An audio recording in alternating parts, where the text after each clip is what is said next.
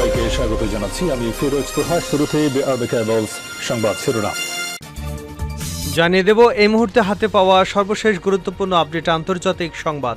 Iran Israel ফিলিস্তিনি ত্রিমুখী যুদ্ধ চলছে। শুরুতেই থাকছে বড় ধরনের হামলা চালাবে হামাস, ভয় পাচ্ছে ইসরায়েল। ফিলিস্তিনি প্রতিরোধ আন্দোলন হামাস গাজায় কিংবা পশ্চিম তীরে ইসরায়েলি বাহিনীর উপর বড় ধরনের হামলা চালাতে পারে। পণবন্দি যুদ্ধবিরতি চুক্তি করতে যাতে ইসরায়েল আরও বেশি আগ্রহী হয় সেটা ত্বরান্বিত করতেই এমন হামলা চালানো হতে পারে বলে ইসরায়েলি প্রতিরক্ষা বাহিনী আশঙ্কা করছে। আর এতেই ইসরায়েলি সেনাবাহিনীর মধ্যে ভয় ধরে গেছে। ইতিমধ্যেই অনেকেই যুদ্ধ ছেড়ে পালিয়ে যেতে শুরু করেছে, জানিয়ে কঠিন চাপে এখন নেতানিয়াহু সরকার। এবারে জানাবো রাশিয়াকে মোকাবেলায় কয়েকশো বাংকার বানাচ্ছে 3 দেশ। ইউক্রেনে রুশ হামলার পর থেকে নিরাপত্তা প্রশ্নে ইউরোপের দেশগুলোর মধ্যে ভয় ঢুকে গেছে, কলিজায় কাঁপন ধরে গেছে। তাই রাশিয়ার আগ্রাসন থামাতে বিভিন্নভাবে একজোট হওয়ার চেষ্টা করছে তারা। এবার 3টি বাল্টিক দেশ এমন সিদ্ধান্ত নিয়েছে, তারা মাটির নিচে বাংকার নিয়ে সেখানে যাতে নিরাপদে আশ্রয় নিতে পারে এমন ব্যবস্থা চালু করতে চাইছে। জানাবো নজিরবিহীনভাবে বেড়ে গেছে ইহুদিবাদী ইসরায়েলের বাজেট ঘাটতি। এক বছরে ইহুদিবাদী ইসরায়েলের বাজেট ঘাটতি 39.5 বিলিয়ন ডলারে উন্নীত হয়েছে। এদিকে ইয়েমেনের সশস্ত্র বাহিনীর মুখপাত্র বলছে তারা ইরাকের প্রতিরোধ আন্দোলনের সঙ্গে সমন্বয়ের ভিত্তিতে ইসরায়েলের দক্ষিণাঞ্চল এইলাত বন্দরে হামলা চালিয়েছে। জানিয়ে দেব ফিলিস্তিনের গাজা উপত্যকায় আবারও জাতিসংঘ পরিচালিত স্কুলে হামলা চালিয়েছে ইহুদিবাদী ইসরায়েলি বাহিনী। এতে অন্তত 29 ফিলিস্তিনি প্রাণ হারিয়েছেন, যাদের বেশিরভাগই নারী ও শিশু। এবং সর্বশেষ জানাবো পুতিনকে থামাতে হবে, ন্যাটোর সম্মেলনে হুঁশিয়ারি বাইডেনের। যুক্তরাষ্ট্রের প্রেসিডেন্ট জো বাইডেন ভয় পেয়ে গেছেন, পুতিনকে থামাতে না পারলে সে পুরো ইউরোপ গিলে ফেলবে, এমনটাই আশঙ্কা করছেন তিনি। মার্কিন প্রেসিডেন্ট জো বাইডেন বলছেন রাশিয়ার প্রেসিডেন্ট ভ্লাদিমির পুতিন ইউক্রেনকে মানচিত্র থেকে মুছে ফেলতে চাচ্ছে এবং তার আগ্রাসন ইউক্রেনে থামবে না। তাই ইউক্রেনেই পুতিনকে থামাতে যা যা করা লাগবে তাই করতে হবে। এতক্ষণ শিরোনাম শুনছিলেন, এবার বিস্তারিত। প্রিয় দর্শক, আপনি যদি এই চ্যানেলে নতুন হয়ে থাকেন, ভিডিওটি দেখতে দেখতে চ্যানেলটি সাবস্ক্রাইব করে আমাদের সঙ্গেই থাকুন। আর এই ভিডিও সম্পর্কে আপনি আপনার মূল্যবান মতামতটি কমেন্ট বক্সে জানিয়ে দিন। আর হ্যাঁ প্রিয় দর্শক, জানিয়ে দিন ভিডিওটি কোথা থেকে দেখছেন। বড় ধরনের হামলা চালাবে হামাস, ভয় পাচ্ছে ইসরায়েল। ফিলিস্তিনি প্রতিরোধ আন্দোলন হামাস গাজায় কিংবা পশ্চিম তীরে ইসরায়েলি বাহিনীর উপর বড় ধরনের হামলা চালাতে পারে। পণবন্দি যুদ্ধবিরতি চুক্তি করতে যাতে ইসরায়েল আরও বেশি আগ্রহী হয় সেটা ত্বরান্বিত করতে এই হামলা চালাতে পারে বলে ইসরায়েলি প্রতিরক্ষা বাহিনী আশঙ্কা করছে। হিব্রু মিডিয়া প্রকাশিত সূত্রবিহীন এই খবরে বলা হয় ইসরায়েলি বাহিনীর উপর হামলাটি হতে পারে গাজার ভেতরেই, গাজার সীমান্তে কিংবা পশ্চিম তীরে। প্রতিবেদনটিতে বিস্তারিত বিবরণ দেওয়া হয়নি। এদিকে হামাস যুদ্ধবিরতির প্রস্তাবে ছাড় দেওয়ার প্রেক্ষাপটে মিশরীয় মধ্যস্থতাকারীরা যুক্তরাষ্ট্র এবং কাতারের নেতৃত্বাধীন আলোচনায় তাদের সম্পৃক্ততা বাড়াবে বলে ইসরায়েলি চ্যানেল 12 এ প্রকাশিত এক প্রতিবেদনে বলা হয়েছে। গাজা উপত্যকায় যুদ্ধবিরতির জন্য সংশোধিত প্রস্তাব দিয়েছেন ফিলিস্তিনি প্রতিরোধ আন্দোলন হামাস।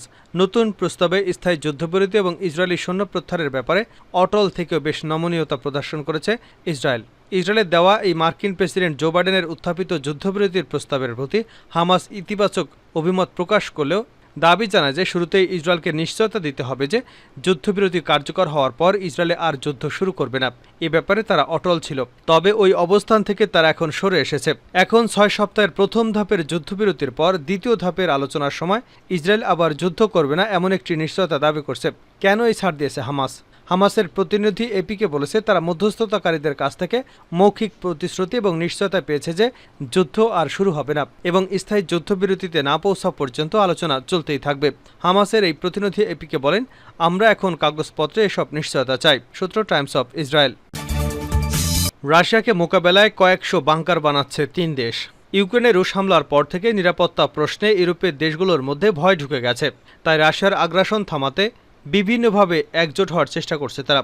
এবার 3টি বাল্টিক দেশ এমন সিদ্ধান্ত নিয়েছে। দেশ 3টি রাশিয়ার হুমকি মোকাবেলায় কয়েকশো বাংকার বানানোর পরিকল্পনা করছে।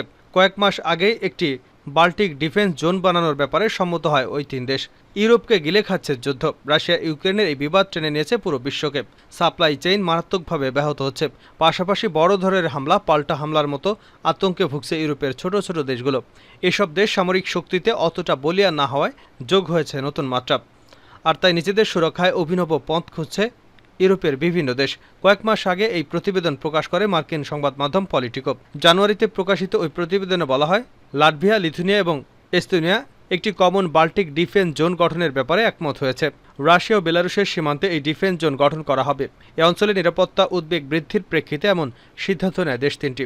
নিজেদের পূর্বাঞ্চলীয় ফ্রন্টিয়ারে অ্যান্টি মোবিলিটি ডিফেন্স ইনস্টলেশনের ব্যাপারে একমত হয়েছে তিন দেশের প্রতিরক্ষা মন্ত্রী। রুশ সরকারের অর্থায়নে পরিচালিত টেলিভিশন নেটওয়ার্কের আরটি জানিয়েছে, রাশিয়ার সীমান্তের সঙ্গে 294 কিলোমিটার জুড়ে একটি সুরক্ষা লাইন তৈরি করতে প্রোটোটাইপ বাংকারে পরীক্ষা চালানো শুরু করেছে এস্তোনিয়া। এই প্রকল্পের আওতায় 600 বাংকার বানানো হবে। এতে খরচ হবে $65 মিলিয়ন। বাংকারের চূড়ান্ত নকশা এখনও ঠিক করতে পারেনি এস্তোনিয়া সরকার। বর্তমানে 3টি ভিন্ন ভিন্ন মডেল নিয়ে বিবেচনা করছে দেশটি।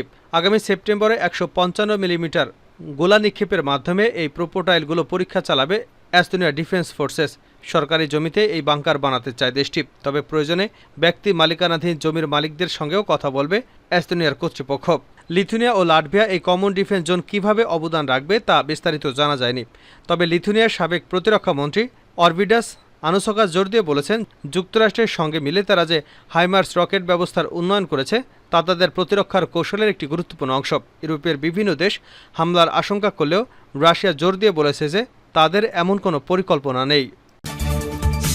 নজিরবিহীনভাবে বেড়ে গেছে ইহুদিবাদী ইসরায়েলের বাজেট ঘাটতি। বিগত এক বছরে ইহুদিবাদী ইসরায়েলের বাজেট ঘাটতি $39.5 বিলিয়ন উন্নীত হয়েছে। এদিকে ইয়েমেনের সশস্ত্র বাহিনীর মুখপাত্র বলেছেন, তারা ইরাকের প্রতিরোধ আন্দোলনের সঙ্গে সমন্বয়ের ভিত্তিতে ইসরায়েলের দক্ষিণাঞ্চলে এইলাত বন্দরে হামলা চালিয়েছেন। ইহুদিবাদী ইসরায়েলের অর্থ মন্ত্রণালয়ের বরাদ দিয়ে হিব্রু ভাষার দৈনিক ইয়াদিওত আহরণত জানিয়েছে, বিগত এক বছরে ইসরায়েলের বাজেট ঘাটতি $39.5 বিলিয়ন দাঁড়িয়েছে। বিগত 2 দশকে এই প্রথম এত বড় বাজেট ঘাটতির সম্মুখীন হল তেল আবিব। গাজা উপত্যকা ইসরায়েলের প্রচণ্ড ব্যয়বহুল যুদ্ধ চালিয়ে যাওয়ার কারণে এই পরিস্থিতি তৈরি হয়েছে এবং যুদ্ধ চলতে থাকলে এই ঘাটতি আরও বাড়বে। গাজায় জাতিসংঘ পরিচালিত স্কুলে আবারও হামলা, নিহত 39। ফিলিস্তিনের গাজা উপত্যকায় আবারও জাতিসংঘ পরিচালিত স্কুলে হামলা চালিয়েছে ইসরায়েলি বাহিনী। এতে অন্তত 29 ফিলিস্তিনি নিহত হয়েছেন, যাদের বেশিরভাগই নারী ও শিশু। মঙ্গলবার হামাস নিয়ন্ত্রিত গাজার সরকারি মিডিয়া এক বিবৃতিতে এ তথ্য জানিয়েছে। খবর আল জাজিরার। বিবৃতিতে বলা হয়েছে, খান ইউনিসে বাস্তিচ্যুত পরিবারকে আশ্রয় দেওয়ার জন্য জাতিসংঘ পরিচালিত একটি স্কুলে ইসরায়েলি হামলায় 29 ফিলিস্তিনি নিহত হয়েছেন। বিবৃতিতে আরও বলা হয়েছে, চলমান যুদ্ধের সময় জাতিসংঘ পরিচালিত ওই বিদ্যালয়টি ফিলিস্তিনি উদ্বাস্তুদের আবাসস্থল হিসেবে ব্যবহার করা হয়ে আসছিল। একটি ভিডিওতে দেখা যায়, হাসপাতালের মেঝেতে বেশ কয়েকজন শিশু, 1 ডজনেরও বেশি মৃতদেহ গুরুতর আহত অবস্থায় দেখা গেছে। ইসরায়েলি বাহিনী বলছে, তারা হামাসের সামরিক শাখার সন্ত্রাসীকে লক্ষ্য করার জন্য সুনির্দিষ্ট যুদ্ধাস্ত্র ব্যবহার করেছে, যিনি 7 অক্টোবর ইসরায়েলি হামলায় অংশ নিয়েছিলেন। নাসের হাসপাতালের একটি সূত্র জানায়, সেখানে আবাসন আল কাবিরার আহতদের নিয়ে যাওয়া হয়। মৃতদের সংখ্যা আরও বাড়তে পারে বলে আশঙ্কা করা হচ্ছে। হামলার ফলে ব্যাপক ধ্বংসযোগ্য, নারী এবং বাচ্চাদের মৃত্যু ঘটে। স্কুলের বাইরের তাঁবুতে থাকা অনেক লোক আহত হয়েছেন। গত 4 দিনে বাস্তুচ্যুত হয়ে স্কুলে আশ্রয় নেওয়া ফিলিস্তিনিদের উপর ইসরায়েলের চতুর্থ হামলা এটি। ইসরায়েলি সামরিক বাহিনী বলছে, তারা প্রথম 3টি হামলা চালিয়েছে কারণ হামাসের রাজনীতিবিদ, পুলিশ এবং কর্মকর্তা এবং যোদ্ধারা তাদের ঘাঁটি হিসেবে ব্যবহার করছিল। গত শনিবার মধ্য গাজার নুসিরাত শরণার্থী শিবিরের জাতিসংঘ চালিত একটি স্কুলে হামলায় 16 জন নিহত হয়, যেখানে প্রায় 2000 বাস্তুচ্যুত ফিলিস্তিনি ছিল। পরদিন রোববার গাজা শহরের একটি গির্জা চালিত স্কুলে হামলায় হামাসের একজন সিনিয়র সরকারি কর্মকর্তা এবং আরও 3 জন নিহত হয়। পরদিন সোমবার রাতে নুসিরাতের জাতিসংঘ পরিচালিত আরও একটি স্কুলে হামলায় বেশ কয়েকজন আহত হয়েছে বলে জানা গেছে। পুতিনকে থামাতে হবে, ন্যাটো সম্মেলনে হুঁশিয়ারি বাইডেনের। মার্কিন প্রেসিডেন্ট জো বাইডেন বলেছেন, রাশিয়ার প্রেসিডেন্ট ভ্লাদিমির পুতিন ইউক্রেনকে মানচিত্র থেকে মুছে ফেলতে চায় এবং তার আগ্রাসন ইউক্রেনে থামবে না। তাই ইউক্রেনেই পুতিনকে থামাতে যা করা লাগবে তাই করতে হবে। মঙ্গলবার ন্যাটোর 75তম শীর্ষ সম্মেলনে উদ্বোধনী ভাষণে তিনি এসব কথা বলেন। বাইডেন বলেন, পুতিন ইউক্রেনকে সম্পূর্ণরূপে পরাস্ত করতে এবং ইউক্রেনের সংস্কৃতি ও গণতন্ত্রকে ধ্বংস করতে চায়। বাইডেনের এই বক্তব্য ওয়াশিংটন ডিসির রোনাল্ড রিগ্যান ইনস্টিটিউটে ন্যাটোর সম্মেলনের উদ্বোধনী অনুষ্ঠানে দেওয়া হয়। এখানে 1949 সালে ন্যাটো প্রতিষ্ঠিত হয়েছিল। এই সম্মেলনে বাইডেন রাজনৈতিক জীবনের জন্যও অত্যন্ত গুরুত্বপূর্ণ ছিল, কারণ সম্প্রতি ডোনাল্ড ট্রাম্পের সঙ্গে নির্বাচনী বিতর্কে ভালো করতে না পারে তিনি চাপের মুখে আছেন। নিজের দলের সমর্থকদের বিশ্বাস ফেরাতে এই সম্মেলনে বাইডেনকে প্রমাণ করতে হতো যে তিনি এখনও নেতৃত্ব দেওয়ার ক্ষমতা রাখেন। বাইডেন ন্যাটোর সদস্য দেশগুলোর আইন প্রণেতাদের প্রশংসা করেন। ন্যাটো আগের চেয়ে এখন আরও বেশি শক্তিশালী উল্লেখ করেন তিনি। ন্যাটোর 32 সদস্য দেশের মধ্যে 32টি দেশ নিজেদের দেশজ উৎপাদনের 2% প্রতিরক্ষা খাতে ব্যয় করতে পারছে। এভাবে তিনি ট্রাম্পের সমালোচনারও জবাব দেন। ট্রাম্প বলেছিলেন, ন্যাটোর যেসব সদস্য দেশ তাদের প্রতিরক্ষা খাতে যথাযথ ব্যয় করতে পারে না, সেসব দেশের জন্য যুক্তরাষ্ট্র এগিয়ে আসবে না। বাইডেন আরও ঘোষণা দেন, যুক্তরাষ্ট্র, জার্মানি, নেদারল্যান্ডস, রোমানিয়া এবং ইতালির সঙ্গে মিলে ইউক্রেনের জন্য আগামী কয়েক মাসের মধ্যে আরও কৌশলগত আকাশ প্রতিরক্ষা ব্যবস্থা পাঠানো হবে। এদিকে ডেমোক্রেটিক পার্টির প্রতিনিধি পরিষদের আইন প্রণেতারা ও সিনেট সদস্যরা ওয়াশিংটনে পৃথক বৈঠক করেছেন। এই বৈঠকে বাইডেনকে প্রার্থী রাখা নিয়ে মতবিরোধ বিদ্যমান ছিল। বাইডেন বৃহস্পতিবার একক সংবাদ সম্মেলনে অংশ নেবেন বলে জানা গেছে, জানিয়ে সবার নজর এখন সেখানে।